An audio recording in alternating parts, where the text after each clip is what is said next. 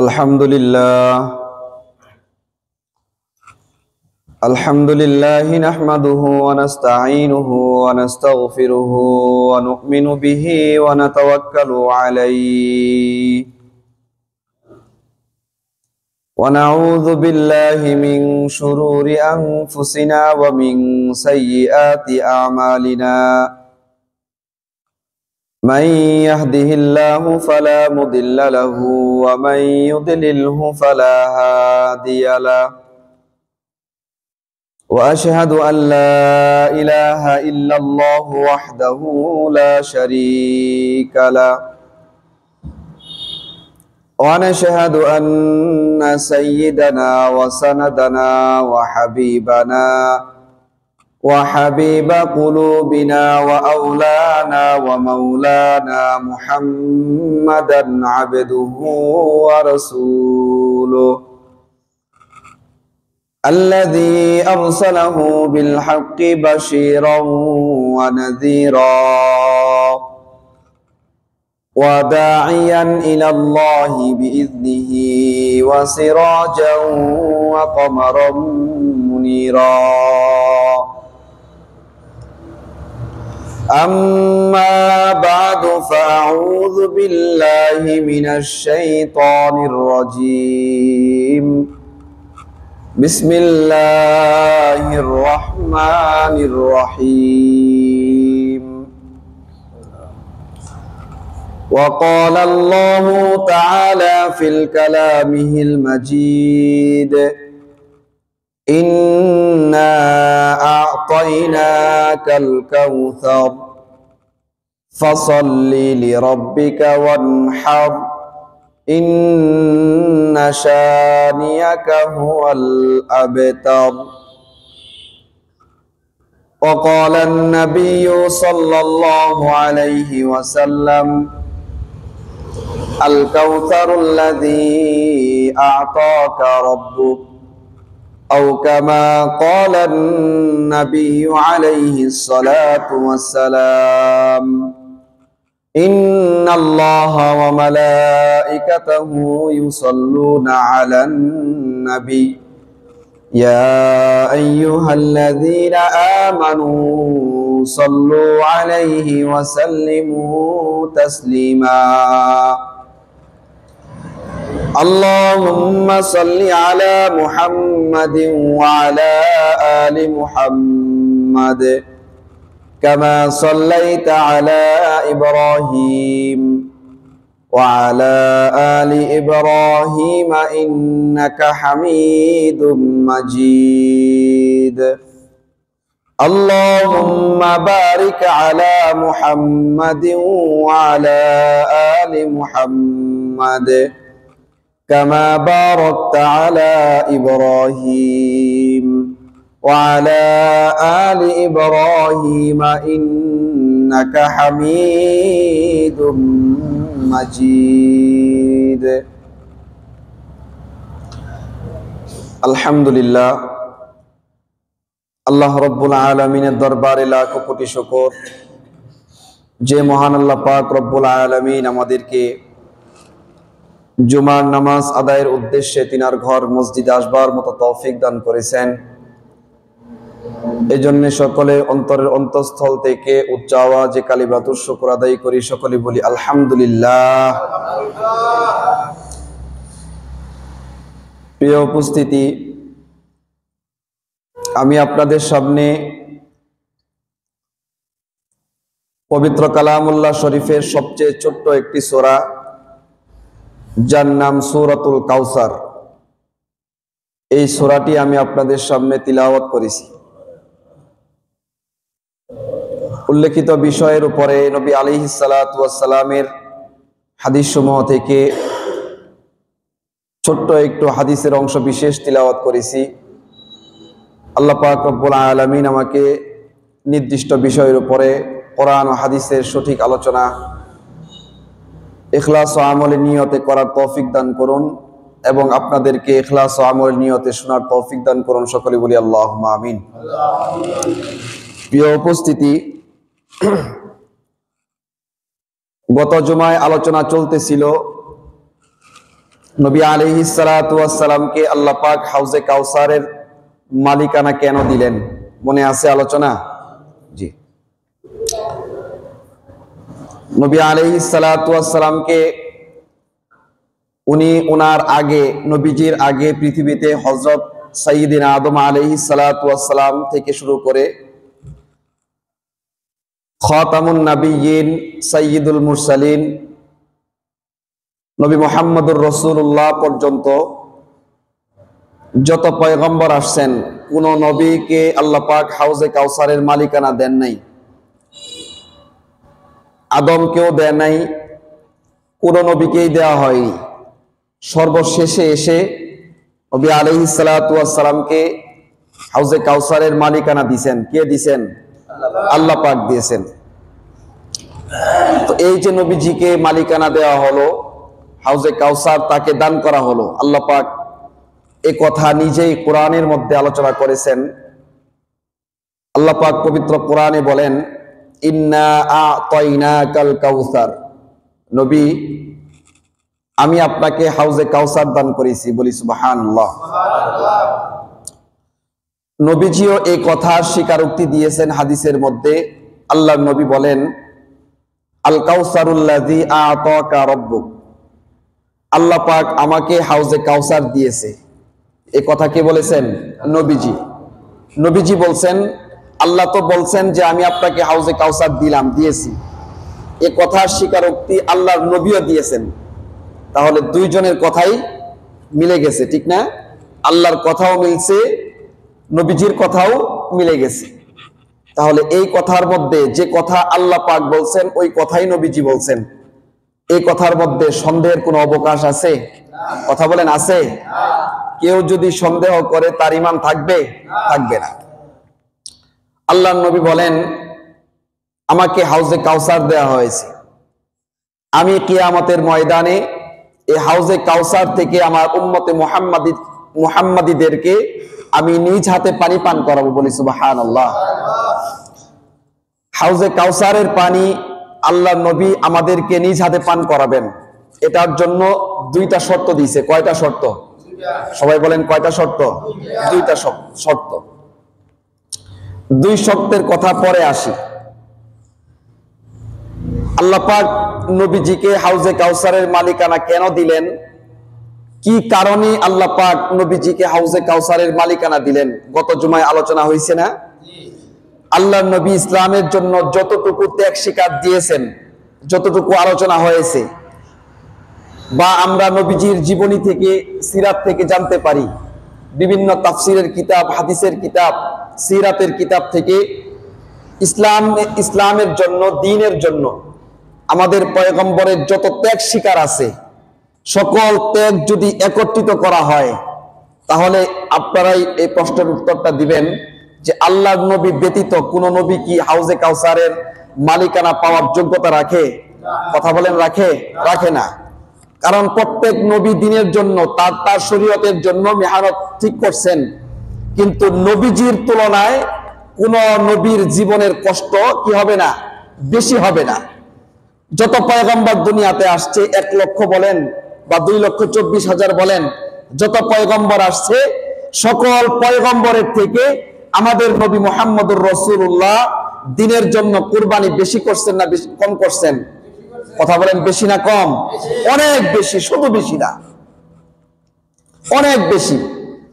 এই কত বেশি, এটার কিছুটা নমুনা গত জুমায় আমি আলোচনা করেছি। তো তারই ওই আলোচনার ধারাবাহিকতায় আজকে আমার আলোচনা হবে আল্লাহ পাক কোন গুণ বিশিষ্ট উম্মতদেরকে আল্লাহর নবী নিজ হাতে হাউজে কাউসার পান করাবেন।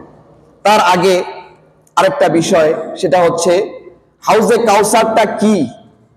হাউজে কাউসার এটা কি জিনিস? এটা কেমন? জান্নাতের মধ্যে এটার বসবাস, এটাকে আল্লাহ পাক বানাইছেন জান্নাতের একটা সৌন্দর্য হিসাবে, ঠিক আছে, কিন্তু এটার আরো অনেক কথা আছে। যে জান্নাত এমন একটা সৌন্দর্যময় একটি অবস্থান, একটা ব্যবস্থা ইমানদারদের জন্য আল্লাহ পাক করেছেন। আল্লাহর নবী হাদিসের মধ্যে বলতেছেন, মালা আইনুন রাআত ওয়ালা উযুনুন সামিআত ওয়ালা খাতারা আলা কলবি বাশার। ও আমার সাহাবীরা শোনো, ও দুনিয়ার মানুষ, জান্নাতের সৌন্দর্য এটা এমন একটা সৌন্দর্য, মালা আইনুন রাআত, যে সৌন্দর্য সম্পর্কে তোমাদের চর্মচক্ষু কোনদিন দেখে নাই। বলি সুবহানাল্লাহ। সৌন্দর্যের কথা অনেক তোমরা শুনছো, সৌন্দর্য কত প্রকারের হতে পারে। পৃথিবীতে এমন কোন সৌন্দর্য নাই যে সৌন্দর্য দেখে মানুষ বেহুশ হয়ে যায়। এত সৌন্দর্য আছে, কথা বলেন। আমরা যদি এই মসজিদটাকেই সুন্দর কারুকার্য দিয়ে মসজিদটাকে উন্নয়ন করতে চাই, তাহলে যতটুকু আছে সৌন্দর্য কি কম হয়েছে? কথা বলেন। এর চেয়ে বেশি কি সৌন্দর্য করতে পারি? একটা সুন্দর দামি ঝাড়বাতি বানাইতে পারি, ঠিক না? এসি গুলা যেগুলা আছে এগুলা পরিবর্তন করে এর চাইতে দামি এসি লাগাইতে পারি। টাইলস যেগুলা আছে এটার পরিবর্তে স্বর্ণের খচিত টাইলস আমরা লাগাইতে পারি। কথা বলেন। সৌন্দর্য যত রকমের আছে, সকল প্রকারের সৌন্দর্য যদি আমরা লাগাই মসজিদে, তারও কি সুন্দরের কম হবে? কথা বলেন। যত সুন্দর চাই তত সুন্দরই করা যাবে, কিন্তু এই সৌন্দর্যটা কি কোথায়, কেমন ভাবে মসজিদটা নির্মাণ করছে? এই যে আমাদের পার্শ্ববর্তী থানা গোপালপুরে 201 গম্বুজ একটা মসজিদ হয়েছে না? আমরা গিয়েছিলাম ওখানে দেখতে। এই মসজিদটা দেখে অনেক মানুষের অন্তরের মধ্যে এই ডিজাইনে মসজিদ করার আকাঙ্ক্ষা আছে, তামান্না আছে, ঠিক না? তারপরে নাগেশ্বরী হুজুর মুস্তাক ফয়েজি, নাম শুনি না আমরা, ভিডিওতে ওয়াজ শুনি। উনি প্রায় 4 কোটি 4.5 কোটি টাকা ব্যয় করে একটা মসজিদ ওনার খানকাতে বানাইতেছে, নির্মাণ করতেছে। 1 কোটি টাকা খরচ করে বানাইতেছে, ওটা বড় হবে। তো এই যে স্বাভাবিকভাবে মসজিদের একটা উপমা দিয়ে আপনাদেরকে বুঝালাম যে সৌন্দর্যের কত সৌন্দর্য হতে পারে, ঠিক না? শেষ আছে কোনো? এই সৌন্দর্য কি? আমি এক জায়গায় নামাজ পড়তে গেছি, কথার কথা, ওখানে গিয়ে দেখছি মসজিদের মধ্যে এই যে উপরে যে সিলিং ফ্যান আছে এগুলা লাগায় নাই, এটার পরিবর্তে কি করে দিছে, এটার পাখার সিস্টেম করছে উপরে। কোথায়? উপরে। ওখানে পাখার জন্য জায়গা খোদাই করা আছে, বাতাস ফ্যান ঘুরতেছে, ওই খোদাই করা জায়গা দিয়ে বাতাস নিচে নামতেছে। মানে এরকম সৌন্দর্য। এটা আমি বললাম, আমি দেখি নাই, এটা বললাম কথার কথা একটা বোঝানোর জন্য। তো এরকম সৌন্দর্য আছে। এখন ওই সৌন্দর্য দেখে আমি আমার মহল্লায় একটা সুন্দর করে মসজিদ বানাইলাম, ওই ডিজাইনটা এখানে লাগাইছি, আরেক মসজিদের ডিজাইন এখানে লাগাইছি, আরেক মসজিদের ডিজাইন এখানে লাগাইছি, ঠিক না? তাহলে সব কিছু মিলে আমাদের একটাই ফলাফল আসলো যে আমরা আরেকজনের সৌন্দর্য করা জিনিস আমার মসজিদে সুন্দর লাগাইছি, ঠিক না? কিন্তু আল্লাহর নবী বলতেছে, বান্দা উম্মত, জান্নাত এমন সৌন্দর্য জানো, তুমি তো কল্পনাই করতে পারবে না কেমন সুন্দর করে আল্লাহ পাক জান্নাত বানাইছে। এই জান্নাত পৃথিবীর কোন মানুষ তার নিজের চর্ম চোখ দিয়া এই সৌন্দর্য কোনোদিন দেখে নাই। বলি সুবহানাল্লাহ। মালা আইনুন রাআত ওয়ালা উযুনুন সামিআত। নবী বলতেছেন হাদিসের পরের অংশের মধ্যে, উম্মত, ও দুনিয়ার মানুষ, এমন সৌন্দর্য যে সৌন্দর্যের কথা তোমরা কোনোদিন চর্ম কানে তোমরা কোনোদিন শ্রবণ করো নাই। বলি সুবহানাল্লাহ। ওয়ালা খাতারা আলা কলবি বাশার। এমন সৌন্দর্য আল্লাহ পাক জান্নাতের মধ্যে তোমাদের জন্য বানায় রাখছে। এই জান্নাত সুন্দর, জান্নাতের সৌন্দর্য, এই সৌন্দর্য নিয়ে তোমাদের অন্তরের মধ্যে তোমরা কখনো কল্পনাই করতে পারবা না। কল্পনার অতীত বিষয়বস্তুগুলা, ধারণার অতীত, ধারণার বাহিরে, চিন্তার বাহিরে, দেখার বাহিরে, শ্রবণ শক্তির বাহিরে সব কিছুই আল্লাহ পাক তোমাদের জন্য জান্নাতের মধ্যে ব্যবস্থা করেছেন। বলি সুবহানাল্লাহ। তো আল্লাহর নবী বলতেছেন এই সৌন্দর্যের একটা প্রতীক হলো জান্নাতের মধ্যে হাউজে কাউসার। বলি কোনটা? হাউজে কাউসার। এটা জান্নাতের একটা সুন্দর প্রতীক। কিয়ামতের ময়দানে আল্লাহর নবী বলতেছেন, কিয়ামতের ময়দানে এমন বিভীষিকাময় পরিস্থিতি হবে যে পরিস্থিতির মধ্যে মানুষ পাগল পারা হয়ে যাবে, মানুষ পাগল হয়ে যাবে। দুনিয়ার একদিন কোন তাফসীরের কিতাবের মধ্যে লিখছেন যে আখিরাতের ময়দানে 1000 দিন, কত কত কয়েক তাফসিরে লেখছেন যে 1000 বছর দাঁড়িয়েই থাকতে হবে, যার কোনো কি নাই তুলনা, যার কোনো কি নাই তুলনা নাই। দুনিয়ার একদিন, আখিরাতের ময়দানের 1000 বছর। তাহলে কত লম্বা হবে সময়টা, কত লম্বা হবে। আল্লাহর নবী বলতেছে এই যে বিভীষিকাময় পরিস্থিতি, এই পরিস্থিতির মধ্যে এই আখিরাতের ময়দান আল্লাহ পাক কায়েম করবেন তামা দিয়া। সেই জমিনটাকে নির্মাণ করা হবে কি দিয়া? কথা বলেন কি দিয়া? তামা চিনি আমরা, তামা চিনি। এই তামা দিয়া আখিরাতের ময়দান, হাসরের ময়দানটাকে নির্মাণ করা হবে। তাফসীরের কিতাবের মধ্যে লিখে যে তামা কেন ব্যবহার করা হবে? লোহা আছে না একটা পদার্থ, এই লোহা কেন ব্যবহার করা হবে না? স্বর্ণ একটা পদার্থ, এই স্বর্ণ কেন ব্যবহার করা হবে না? রৌপ্য একটা পদার্থ, এই রূপা কেন ব্যবহার করা হবে না? আরো যে সমস্ত পদার্থগুলো আছে এই জিনিসগুলা কেন ব্যবহার করা হবে না? তামা কেন ব্যবহার করা হবে? আল্লাহ মুফাসসিরিনে কেরাম এই কথার উত্তরে লিখছেন যে লোহার মধ্যে যত ক্ষমতা আছে, এই লোহাকে যদি এক আগুন দিয়ে তার এক পাশে জ্বালানো হয়, উত্তপ্ত করা হয়, যেখানে তাপ দেওয়া হয় সেখানেই গরম হয়, যেখানে তাপ দেওয়া হয় সেখানেই কি হয়? গরম হয়। আশেপাশের জায়গা কি হয় না? ততটা গরম হয় না। স্বর্ণ যদি আগুনে জ্বালানো হয়, স্বর্ণ গলে লিকুইড হয়ে যাবে, পানি হয়ে যায়। রৌপ্য যদি আগুনে জ্বালানো হয়, রৌপ্য গলে পানি হয়ে যায়। কিন্তু তামা এমন একটা পদার্থ, তামা এমন একটা জিনিস, এই তামার এক সাইডে যদি আগুন লাগায় দেওয়া হয়, এই উত্তপ্ততা শুধু যেখানে আগুন জ্বলতেছে সেখানেই থাকে না, এই উত্তপ্ততা পুরো তামার মধ্যেই ছড়িয়ে পড়ে। তো এই যে তাপ আল্লাহ পাক রব্বুল আলামিন আখিরাতের ময়দানে তামা দিয়া জমিন বানাবেন। কি দিয়া? কথা বলেন। তামা দিয়ে। তামার এক পার্শ্বে আল্লাহ পাক আখিরাতের ময়দানের এক পার্শ্বে আল্লাহ পাক জাহান্নামের আগুনকে জ্বালায় দিবেন। এই আগুনের তাপ এমন একটা প্রখরতা হবে, এমন উত্তপ্ত হবে, এই উত্তপ্ততার কারণে এক পাশে আগুন লাগায় দেওয়ার কারণে এই তাপ পুরা ময়দানে মাহশারের পুরা জমিনের মধ্যে এই তাপ ছড়িয়ে যাবে। মানুষ ওখানে কোনো জুতা থাকবে না, স্যান্ডেল থাকবে না, কোনো মোজা থাকবে না, পা সংরক্ষণ করার মতো কোনো ব্যবস্থা ওই দিন থাকবে? কথা বলেন, থাকবে? থাকবে না। মানুষ বিভীষিকাময় পরিস্থিতি, তামার জমিনের মধ্যে মানুষ দাঁড়িয়ে থাকবে, শরীরের রক্তগুলো টকবক করে মানুষের শরীরের চামড়া ফেটে যাবে। আল্লাহ পাক রব্বুল আলামিন সূর্যকে আদেশ করবেন, সূর্য নেমে আসো। সূর্যকে আল্লাহ পাক হুকুম দিবেন, সূর্য চলে আসবেন। আস্তে আস্তে আস্তে আস্তে মানুষের মাথার এক হাত উপরে থাকবে। কত হাত? কথা বলেন, কত হাত? এক হাত। এক হাত উপরে থাকবে সূর্য। নবী আলাইহিস সালাতু ওয়াস সালাম এই সমস্ত বিভীষিকাময় পরিস্থিতি আলোচনা করতে গিয়ে বলেন, ও আমার সাহাবীরা শুনো, সূর্যের অরিজিনাল মুখ হলো 12টা। কয়টা? কথা বলেন, কয়টা? 12টা মুখ।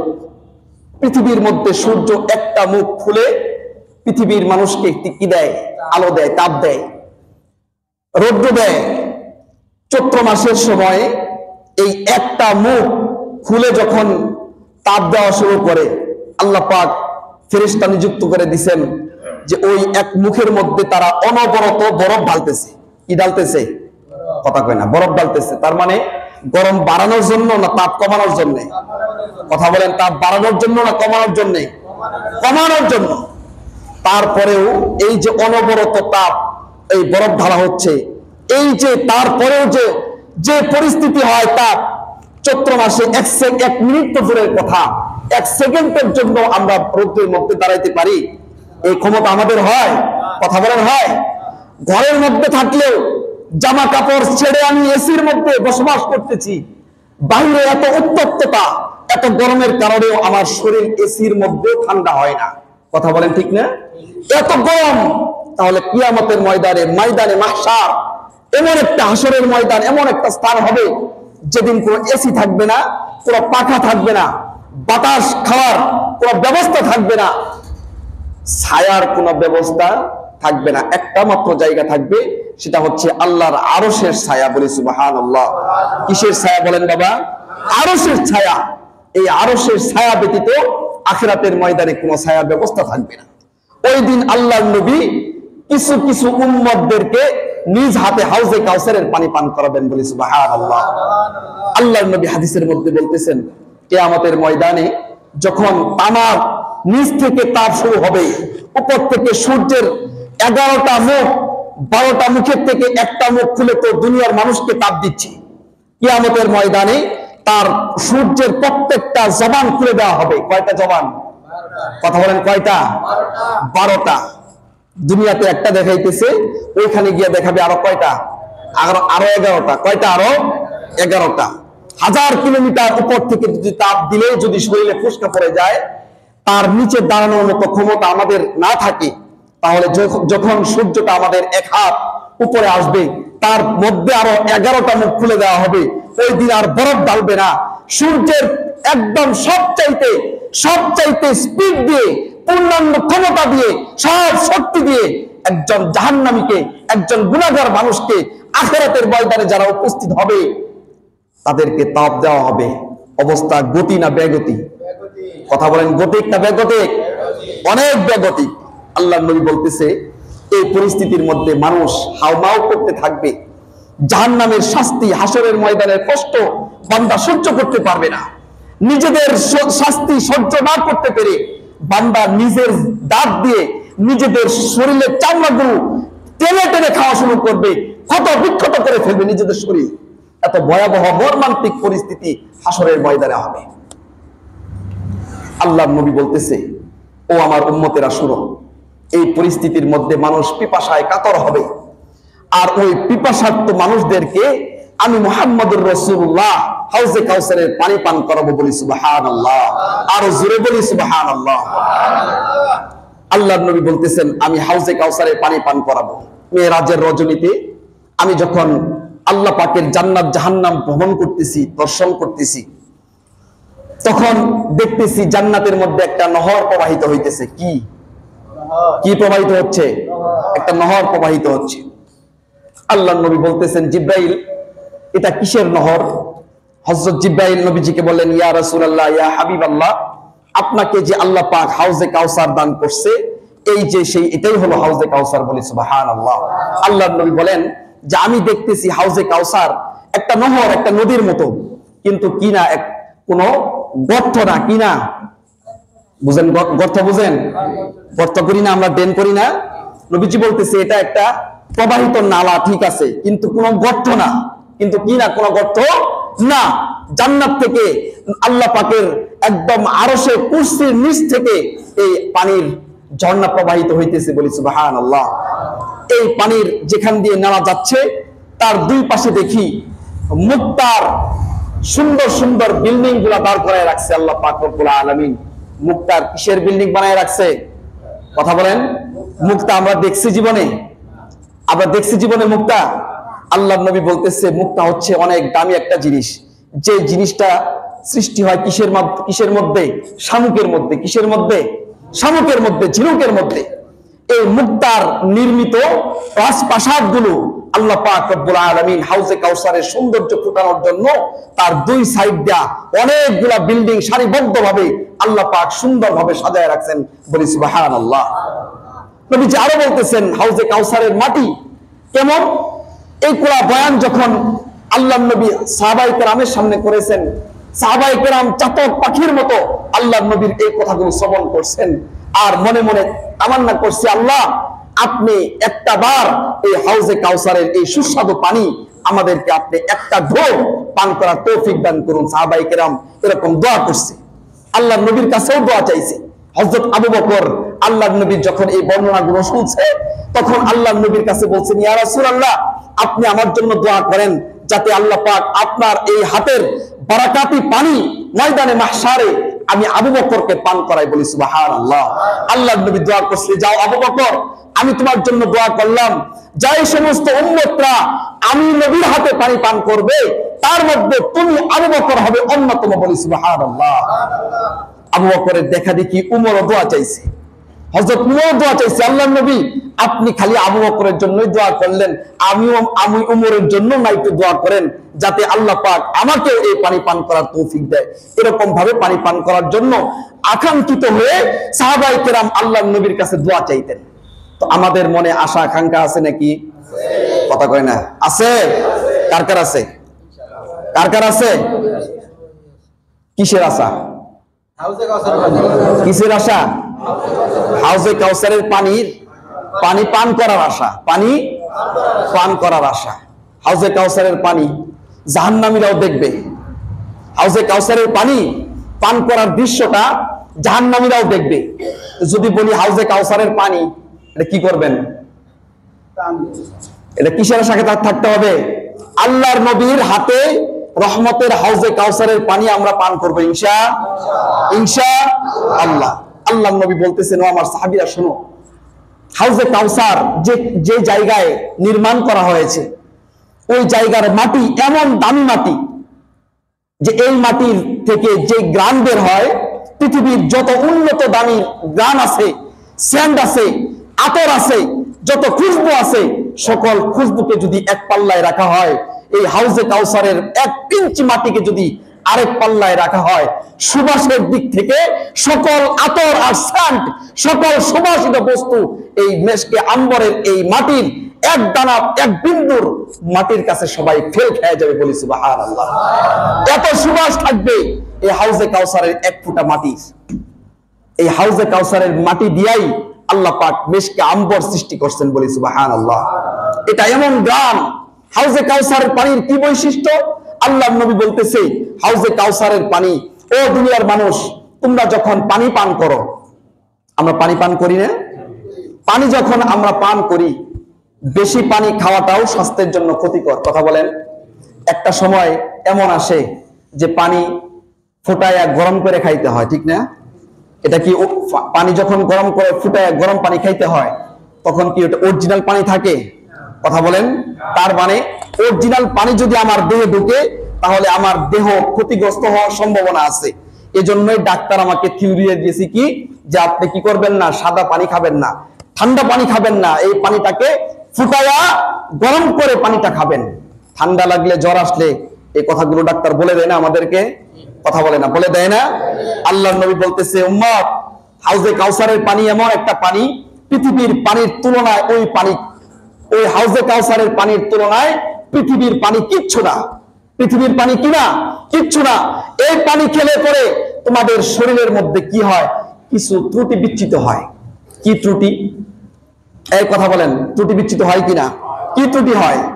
আমরা পানি পান করার মাধ্যমে যখন মানুষের ঠান্ডা লাগে, তখন নাক দিয়ে যে পানি আসে, যেটাকে আমরা কি বলি? শীত বলি, বলি না? শীত বলি, বা প্লাজমা না কি একটা শব্দ আছে, যাই হোক, এই শীত ঠান্ডা পানি যখন এই নাক দিয়ে যখন পানিটা আসে, এই পানি কিসের পানি? যেটা আমরা খাইছি এই পানি না? কথা বলে না, সেটা না? আচ্ছা, তারপরে মস্তিষ্কের মধ্যে এক জাতীয় তরল একটা পদার্থ থাকে। এই তরল পদার্থ সৃষ্টি হয় কিসের মাধ্যমে? এই পানির মাধ্যমে। যেটা ঠান্ডা লাগলে মানুষ যখন হাঁচি দিয়ে, যখন তার এই কফ বলা হয়, কফ, এই কফগুলো যখন মানুষ ফেলে দেয়, তখন তার মাথা মস্তিষ্ক একটু শান্ত হয়। কথা বলেন, ঠিক না? ঠিক না? তো আল্লাহর নবী বলতেছে, দুনিয়ার পানি যখন মানুষ পান করে, এটার মধ্যে কিছু না কিছু কি থাকে? একটু ব্যাঘাত থাকে। হাউজে কাউসারের পানি এমন একটা পানি, এটা বান্দা যত খাবে, এটা উম্মত যত খাবে, তত আল্লাহ পাক তার রূপের সৌন্দর্য বৃদ্ধি করতে থাকবে, বলি সুবহানাল্লাহ। এই পানি যত খাবে, আল্লাহর নবী হাদিসের মধ্যে বলতেছেন, গিজাউন, এই শব্দের অর্থ হলো, মুহাদ্দিসিনে কেরাম বলতেছেন, গিজাউন শব্দের অর্থ হলো উপাদান। কি? কথা বলেন, কি উপাদান?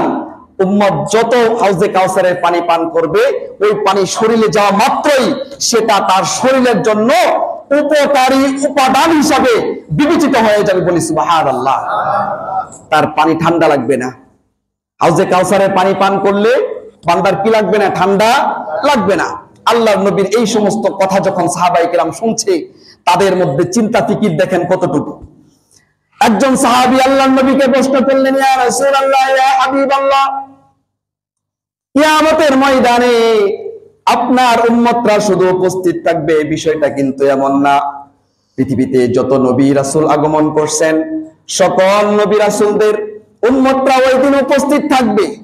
এত লক্ষ হাজার কোটি মানুষের মধ্য থেকে আপনি আপনার উম্মতদেরকে যাচাই বাছাই করবেন কিভাবে? কথা ঠিক কিনা? প্রশ্ন যুক্তিসঙ্গত কিনা? সাহাবায়ে কেরাম যখন আল্লাহর নবীকে প্রশ্ন করলেন, আল্লাহর নবী সাহাবীর প্রশ্নের উত্তর দিলেন, ও আমার সাহাবীরা শোনো, তোমার প্রশ্ন 100% যৌক্তিক। কিয়ামতের ময়দানে লক্ষ কোটি মানুষের উপস্থিতি থাকবে। এই লক্ষ কোটি উপস্থিতি জনতার মধ্য থেকে আমি আমার উম্মতদেরকে যাচাই বাছাই করার জন্য কি ব্যবস্থা থাকবে? ও সাহাবীরা শুনে রাখো, আমি আল্লাহ পাক রব্বুল আলামিন আমাকে হাউজে কাউসারের পিয়ালা পান করানোর পিয়ালা যখন আমার হাতে আল্লাহ পাক উঠায়া দিবেন, তার সাথে সাথে আল্লাহ পাক আমাকে একটা ক্ষমতা দিবে। কি ক্ষমতা? নবী আলাইহিস সালাতু ওয়াস সালাম হাদিসের মধ্যে ইরশাদ করেন, আমি এত লক্ষ কোটি উম্মতের মধ্য থেকে আমার উম্মতদেরকে আমি যাচাই বাছাই করব ওই যোগ্যতার ভিত্তিতে। দুনিয়ার মধ্যে যারা যেই সমস্ত উম্মত বেশি বেশি ওযু করছে, কথা বলেন কি করছে? জোরে বলেন কি করছে? আরো জোরে বলেন কি করছে? আল্লাহর নবী হাদিসের মধ্যে ইরশাদ করে, যেই সমস্ত উম্মত দুনিয়ার মধ্যে বেশি বেশি ওযু করবে, ওযুর পানি যেই সমস্ত মানুষের শরীরের অঙ্গ পতঙ্গের মধ্যে লাগবে, কিয়ামতের ময়দানে যখন হাউজে কাউসারের পানি আমি পান করাবো, আল্লাহ পাক রব্বুল আলামিন ওই সমস্ত ওযুকারী বান্দাদের শরীরের চেহারার মধ্যে যেই সমস্ত শরীরের অংশের মধ্যে ওযুর পানি লাগছে, এই সমস্ত অঙ্গগুলা নূরের আলোতে আলোকিত হইতে থাকবে। বলি সুবহানাল্লাহ। এই নূরের আলো দেখে আমি মুহাম্মদুর রাসূলুল্লাহ চিনতে পারবো এটা আমার উম্মত। বলে আল্লাহু আকবার। আমি সেই নূরের আলো দেখার কারণে আমি আমার উম্মতদেরকে হাজারো মানুষের মধ্য থেকে ডাকবো, আসো আসো, তাল তাল তাল এইভাবে ডাকতে থাকবো, আমার কাছে আসো। এই উম্মত হলো ওই উম্মত যারা ওযুরত অবস্থায় থাকছে, 5 ওয়াক্ত নামাজ আদায় করছে। তাদেরকে আমি এই ওযুর অঙ্গ প্রত্যঙ্গগুলা আল্লাহ পাকের নূরের আলোকিতে যখন চমকাইতে থাকবে, এই নূরওয়ালা বান্দাদেরকে ডাইকা হাজার মানুষের মধ্য থেকে আমি ডেকে ডেকে আমি মুহাম্মদুর রাসূলুল্লাহ আমার পাশে নিয়ে আসবো। তারপরে নিজ হাতে তার জবানের মধ্যে, মুখের মধ্যে আমি পেয়ালা উঠায়া দিব। আল্লাহর নবীর কথা। আল্লাহর নবী আরো হাদিসের মধ্যে ইরশাদ করেন, আমি পানি পান করাইতে থাকবো, পান করাইতে থাকবো, পান করাইতে করাইতে এক পর্যায়ে এমন একজন পানকারী আমার সামনে উপস্থিত হয়ে যাবে, যে পানকারী পানি পান করার জন্য আমি নবীজির কাছে আসবে। আমি নবীও হাতের পেয়ালা উঠাবো তার মুখের মধ্যে ধরার জন্য। হঠাৎ করে দেখবো আল্লাহ পাক কুদরতি ভাবে আমার পেয়ালা এবং তার মুখের মাঝখান দিয়ে একটা পর্দা ফালাইয়া দিছে। কি ফালাইছে? কথা বলেন, কি ফালাইছে? একটা পর্দা ফালাইয়া দিছে। আমি নবী আল্লাহর কাছে আরজি করবো, ইয়া রব্বুল আলামিন, ও মালিক, আমার উম্মত তো পানি পান করার জন্য আসছে, আপনি কেন পর্দা ফালাইয়া দিছেন? আল্লাহ পাক রব্বুল আলামিন নবীজিকে ডাকবেন, ও হাবিবাল্লাহ, ইয়া রাসূলুল্লাহ, আপনি যখন দুনিয়ার মধ্যে থেকে ইন্তেকাল হয়ে আসার পরে আপনার রক্তাক্ত দিনগুলো তাদের কাছে আমানত হিসাবে রেখে আসছিলেন, রক্তাক্ত দিনগুলো আমানত হিসাবে রেখে আসছিলেন, কিন্তু তারা আপনি চলে আসার পরে ওই রক্তাক্ত রক্ত মাখা দিনের মধ্যে তারা নতুনত্ব ঘটাইতো। কি করতো? নতুনত্ব ঘটাইতো। অর্থাৎ যে আমলটা আপনি নবী যেভাবে করার জন্য হুকুম দিয়েছিলেন, আপনি চলে আসার পরে তারা ওই আমলটা আপনার হুকুম অনুযায়ী করে নাই, আপনার তরিকা অনুযায়ী করে নাই, আপনার সুন্নাহ অনুযায়ী করে নাই। তারা তাদের মন গড়া ভাবে নতুনত্ব আবিষ্কার করে আমলটা করত, বিদআত করত। কথা বলেন, কি করত? বিদআত করত। এই বিদআত করার কারণে আপনার দ্বীনকে তারা অপমান করেছে, আপনার মেহনতকে তারা অপদস্থ করার কারণে আজকে তাদের জবানের সামনে, তাদের মুখের সামনে আমি আল্লাহ পর্দা ফেলাইয়া দিছি। আপনার দ্বীনকে যেমন ভাবে তারা অমূল্যায়ন করছে, আজকে আমি আল্লাহ আপনার হাতে কুদরতি হাউজে কাউসার আমি তাদেরকে পান করতে দিব না। এই কথা কে বলবেন? কথা বলেন, কে বলবেন? আল্লাহ বলবেন। এই যে হাদিস, এই হাদিস থেকে আমরা কি পাইলাম? দুইটা কথা পাইছি। কয়টা কথা? কথা কয় না, কয়টা কথা? দুইটা কথা। একটা কথা হলো দুইটা আমল, শুরুতে বলছিলাম যে দুইটা আমল এমন আছে যে দুইটা আমলের মধ্য থেকে একটা ছাড়বে আরেকটা ধরবে, একটা ছাড়বে আরেকটা ধরবে। এই ধরা এবং ছাড়া দুইটা মিলা কয়টা আমল? কথা কয় না। দুইটা, একটা ছাড়বে আরেকটা ধরবে, একটা ছাড়বে আরেকটা ধরবে, দুইটা মিলা কয়টা হইলো? চারটা বলে। একটা একটা মিলা দুইটা হইলো না? একটা একটা মিলা দুইটা হয়েছে না? চারটা কোথা থেকে আসলো? আচ্ছা, একটা ধরবে আরেকটা ছাড়বে, একটা ধরবে, কথা কয় না, একটা ধরবে আরেকটা ছাড়বে। ধরবে কি? ওযু। ধরবে কি? ওযু করে বাড়িতে যা ঘুমাবো, ওযু করে দোকানে বসুন, চলবে। ওযু করে ব্যবসা করব, চলবে। ওযু করে ক্ষেত খামারে কাজ করতে যাব, চলবে। ওযু করে ভাত খাচ্ছি, চলবে। ওযু করে নামাজ পড়ছি, চলবে। ওযু করে বসে আছি, চলবে। কিন্তু ওযু করে ঘুমাইতেছি, এটাও চলবে। ওযু করে ঘুমাইতেছি, এটাও চলবে, সুন্নাত।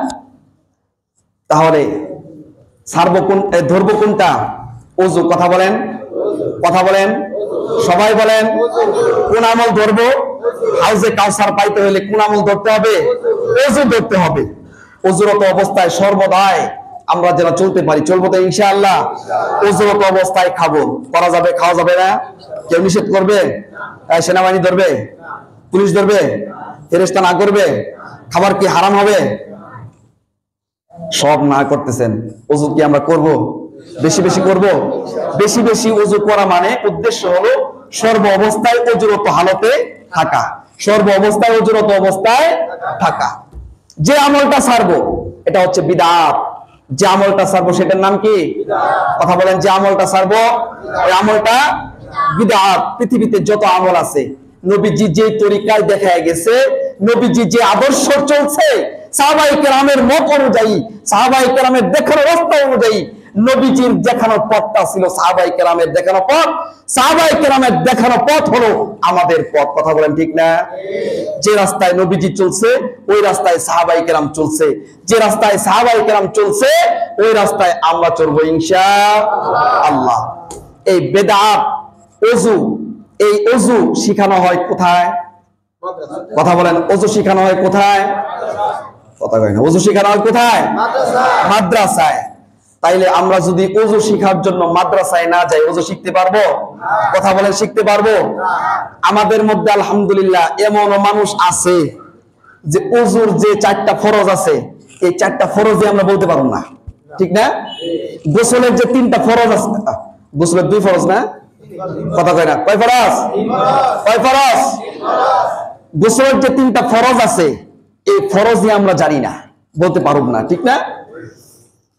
এক লোক গোসলের ফরজ জানার জন্য তার এক পীর সাহেবের কাছে জিজ্ঞাসা করছে। তার কাছে? পীর সাহেবের কাছে জিজ্ঞাসা করছে যে হুজুর, আমারে হুজুর ফরজটা একটু শিখায় দেন। এখন পীর সাহেব এমন জাতের পীর উঠে, ওই পীর সাহেব বলতেছে যে গরম পানি, সাবানদানি, সমস্ত শরীর দোতখানি, এটাই হইল গোসলের ফরজ। কথা বলেন। ওযুর গরম পানি, সাবানদানি, সমস্ত শরীর দোতখানি, এটা কি আসলে গোসলের ফরজ? তার মানে ওই পীর সাহেব নিজেই জানে না গোসলের ফরজ কারে কয়, ও শিখাবে কি, ঠিক না? তাহলে এজন্য সঠিক শিক্ষা পাওয়ার জন্য সঠিক মানুষদের কাছে যাইতে হবে। সঠিক মানুষ কোথায় পাবো? মাদ্রাসায়। সঠিক মানুষ কোথায় পাবো? কথা কয় না। সঠিক মানুষ কোথায় পাবো? মাদ্রাসায়। তাহলে আমার নিজের যাওয়ার দরকার আছে কিনা মাদ্রাসায়? আমার সন্তান মাদ্রাসায় দেওয়ার দরকার আছে কি নাই? কথা বলেন, আছে কি নাই? যারা বলবো কথা কব না, ওর দরকার নেই, ও মুফতি সাহেব সব জানে, বুঝছেন? তাহলে ওযুর ফরজ কয়টা? ওযুর ফরজ কয়টা? চারটা। গোসলের ফরজ কয়টা? নামাজের ওয়াজিব কয়টা? 14টি। এই কথাগুলো আমরা মুরব্বীরা জানি না, কিন্তু আমাদের ছোট্ট ছোট্ট নাতিরা, আমাদের ছোট্ট ছোট্ট ছেলেরা, আমাদের ছোট্ট ছোট্ট মেয়েরা এই সমস্ত কথাগুলো দাঁড় করায় দেন না, দেখবেন এমন স্পিডে বলবো, এত স্পিডে আপনি একদম পানিও খাইতে পারবেন না, ঠিক না? এগুলা শিক্ষা। এগুলা কি? শিক্ষা। আর যেই সন্তান ওযুর ফরজ বলতে পারবে, যেই সন্তান ওযুর গোসলের ফরজ বলতে পারবে, যে সন্তান নামাজের আরকান আহকাম বলতে পারবে, যেই সন্তান জানাজার পদ্ধতি বলতে পারবে, যে সন্তান কাফন পরানোর পদ্ধতি বলতে পারবে, যে সন্তান পিতাকে কোন হালতে নামাজে নিয়ে যেতে হবে এই পদ্ধতি বলতে পারবে, ওই সন্তান যাই করুক পিতা মাতার সাথে কখনো বেয়াদবিমূলক আচরণ করতে পারে না। তাহলে এটা হচ্ছে সন্তানের জন্য একটা শিক্ষা। আর এই শিক্ষার ব্যবস্থাটা আমরা যদি সন্তানদেরকে না করে দেই, সন্তান কি করতে পারবে? কথা বলেন, করতে পারবে না। আল্লাহর নবী বলতেছেন, অনেক পিতামাতাকে কিয়ামতের ময়দানে এমন ভাবে উপস্থিত করা হবে, সন্তানের কাছে জবাবদিহি চাওয়া হবে। আল্লাহ চাবেন, এ সন্তান, দুনিয়াতে তুমি অনার্স করছো, মাস্টার্স করছো, বিসিএস ক্যাডার হইছো, ফার্স্ট ক্লাস অফিসার ছিলা, এত কিছু ছিলা, কোরআনুল কারীমের তিলাওয়াত কেন ভালো করে শিখো নাই? তখন সন্তান বলবে কি জানেন? আল্লাহ, আমার তো দোষ নাই, আমার বাবাই আমাকে শিখায় নাই কোনোদিন, আমার বাবা আমাকে শিখায় নাই কোনোদিন। আল্লাহ পাক বলবেন, ওর বাবারে ধরে লে। সন্তানের বাবাকে উপস্থিত করা হবে। সন্তানের বাবার কাছে যখন এই জবাব দিয়ে চাওয়া হবে, সন্তানের বাবার জবানটা লাজবাব হয়ে যাবে, কোনো উত্তর দিতে পারবো নি। কথা বলেন, কোনো উত্তর দিতে পারবো? লাজবাব যখন হয়ে যাবে, আল্লাহর নবী হাদিসের মধ্যে ইরশাদ করতেছেন, ওই সন্তানের পিতা এবং মাতাকে জাহান্নামের দরওয়াজার মধ্যে শোয়া দেওয়া হবে। জাহান্নামের দরওয়াজার মধ্যে যখন শোয়া দেওয়া হবে, আল্লাহ পাক রব্বুল আলামিন ওই সন্তানকে হুকুম করবেন, সন্তান, এবার তুমি তোমার বাবা মার বুকের উপর পা দিয়া জাহান্নামের দিকে চলে যাও। সন্তান যদি একটা দমক দেয়, বাপরে, এটাই না সহ্য হয় না। আর যখন বুকের উপরে পাড়া দিব, আইরে আনন্দ লাগবো। কথা কয় না, আনন্দ লাগবো না? কথা কন না কেন, আনন্দ লাগবো না? যদি আনন্দ না লাগে, তাহলে সন্তানকে সুশিক্ষা দিতে হবে। কথা বলেন, পারবো কিনা? এই দিনই শিক্ষা দিতে হবে।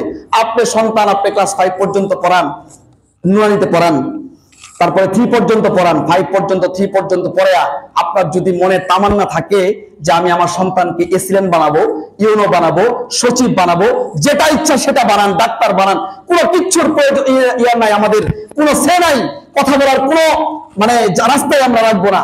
কিন্তু মূলত যে ফাউন্ডেশন, সন্তানের মুখের জবান যখন ফুটে, তখন থেকে যদি আমি কালেমায়ে তওবার তালকিন না বের করাইতে পারি, আর কালেমায়ে শাহাদাতের তালকিন না বের করাইতে পারি, ওই সন্তান আজীবন আমার জন্য মিথ্যা কথা বলবে। কথা বলেন, ঠিক না? সন্তানকে শিক্ষা দেওয়া হবে, রব্বির হামহুমা কামা রাব্বায়ানি সগীরা। আর সন্তান যদি এই শিক্ষা না পায়, যদি সন্তান এই শিক্ষা না পায়, আমি ইন্তেকাল করলে আমার কবরের পাশে কোনোদিন দাঁড়াইবে না। কথা বলেন, দাঁড়াবে? দাঁড়াবে না। আর যদি সন্তানকে আমি মাদ্রাসায় দিয়ে শিক্ষা দেই, ছোট্ট সন্তান নার্সারি পড়ছে, প্লে পড়ছে, এখানে কালেমাতুশ শাহাদাত তালকিন দেওয়া হয়, কালিমাতুত তয়্যিবাত তালকিন দেওয়া হয়, ইমানে মুসমালের তালকিন দেওয়া হয়, ইমানে মুফাসসালের তালকিন দেওয়া হয়, সূরাতুল ফাতিহা শিক্ষা দেওয়া হয়, সূরাতুন নাস শিক্ষা দেওয়া হয়, সূরাতুল ইখলাসের শিক্ষা দেওয়া হয়। এই সকল শিক্ষা পাইয়া আমার সন্তান যখন একজন ডাক্তার হবে, এই শিক্ষা পায় আমার সন্তান যখন একজন ইঞ্জিনিয়ার হবে, আমি বাবা হিসাবে ইন্তেকাল করার পরে এই সন্তান আর এলাকার মুহাল্লার ইমাম সাহেব খুঁজবে না, নিজের দ্বারাই বাবার জানাজা খতম করতে পারবে। কথা বলেন। এই জন্য এটা আমি স্কুলে পড়াই, সেটা পড়াইবো 5 পাস করার পরে অন্য মাদ্রাসায় দেওয়ার দরকার কি? আমার এই মাদ্রাসা যেহেতু মহল্লাতেই আছে, আমার সন্তানদেরকে আমরা এখানেই ভর্তি করাবো তো ইনশাআল্লাহ। সবাই বলেন, করাবো তো ইনশাআল্লাহ। আল্লাহ পাক রব্বুল আলামিন যে কথাগুলো বললো, 2টা আমল সারা ধরা, একটা সারা একটা ধরা, এই 2টা আমলের উপরে চলার তৌফিক দান করুন, জান্নাতমুখী হওয়ার তৌফিক দান করুন। সকলে বলি আল্লাহুম্মা আমিন। ওয়া আখিরু দাওয়ানা আলহামদুলিল্লাহি রাব্বিল আলামিন। আরেকটি কথা, আজকে সময় একটু বেশি নিয়ে ফেলেছি, রাগ করছেন?